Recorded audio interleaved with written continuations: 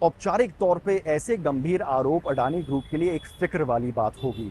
ये आरोप क्या कहते हैं? ये कहते हैं कि तकरीबन 2000 करोड़ रुपए अडानी ग्रुप ने रेज किए यूएस इन्वेस्टर्स से और इस पैसे को उन्होंने भारत सरकार के अधिकारियों को घूस के तौर पे दिए ताकि उसके बदले उनको रिन्यूएबल एनर्जी क्षेत्र में बड़े बड़े कॉन्ट्रैक्ट मिले।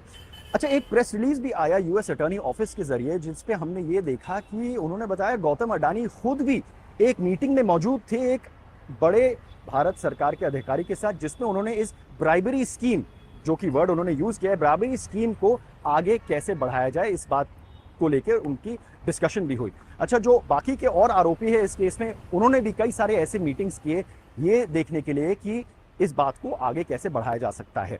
अच्छा, और आपको याद होगा सिर्फ 2 साल पहले शॉर्ट सेलर हिंडनबर्ग रिसर्च का एक रिपोर्ट आया था जिसने और भी आरोप लगाए थे अडानी ग्रुप पे। कहा था कि इन्होंने मार्केट मैनिपुलेशन किया है और इनको फ्रॉड के भी आरोप झेलने पड़े थे। ये सारे आरोप अडानी ग्रुप ने बेबुनियाद बताए थे, लेकिन 2 साल पहले ही ऐसे आरोप आए थे और अब फिर से ऐसे ताज़ा आरोप यूएस अटॉर्नी के ऑफिस से आ रहे हैं। इन सारे आरोपों के चलते अडानी ग्रुप ने एक स्टेटमेंट भी जारी किया है जिसमें उन्होंने कहा है कि ये अभी सिर्फ आरोप हैं और इनको अभी तक साबित नहीं किया गया है। तो कह रहे हैं कि जितने भी लोगों के नाम आए हैं वो बेकसूर हैं अनटिल अनलेस उनको गिल्टी या दोषी करार दिया जाए। ऐसे बड़े रिपोर्ट और जांच के 2 तरीके के प्रभाव हो सकते हैं। एक प्रभाव जो कि व्यावसायिक होगा, जो कि बिजनेस सेक्टर में किस तरीके का प्रभाव होगा, और एक राजनीतिक क्षेत्र में किस तरीके का प्रभाव होगा। तो पहले हम बिजनेस की बात करते हैं। अगर आज देखा जाए तो जब मार्केट्स की शुरुआत हुई, जब ट्रेडिंग की शुरुआत हुई, तो पहले ही घंटे में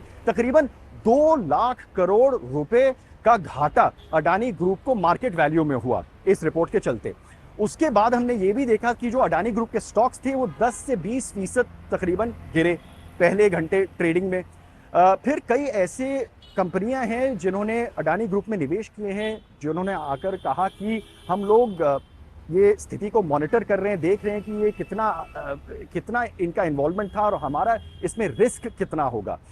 फिर हमने मूडीज जैसे बड़े क्रेडिट एजेंसी से भी हमको एक स्टेटमेंट बना जिन्होंने बताया कि इसके चलते अडानी ग्रुप को आगे पैसे रेज करने में भी दिक्कतें और चुनौतियों का सामना करना पड़ सकता है। तो ये हो गया बिजनेस के प्रभाव। अच्छा, अगर राजनीतिक क्षेत्र में बात करें तो हमेशा से भारत के विपक्षी पार्टियों ने अडानी ग्रुप पर निशाना साधा है। कहा है कि गौतम अडानी की करीबी प्रधानमंत्री मोदी के साथ जो है एक बहुत बड़ी चीज है और इसी की वजह से अडानी को इतना बिजनेस में बढ़ावा मिला है। ये इन आरोपों का हमेशा अडानी ग्रुप, प्रधानमंत्री मोदी और बीजेपी ने बेबुनियाद बताया है, लेकिन आरोप आते गए हैं कांग्रेस पार्टी से। और आज भी हमने देखा कि जयराम रमेश जैसे वरिष्ठ कांग्रेसी नेता ने कहा है कि जॉइंट पार्लियामेंट्री कमेटी की प्रोब होनी चाहिए और इस चीज को अच्छे से इसकी जांच होनी चाहिए। अभी पार्लियामेंट सेशन फिर से शुरू होने वाला है और ये एक बड़ा राजनीतिक मुद्दा फिर से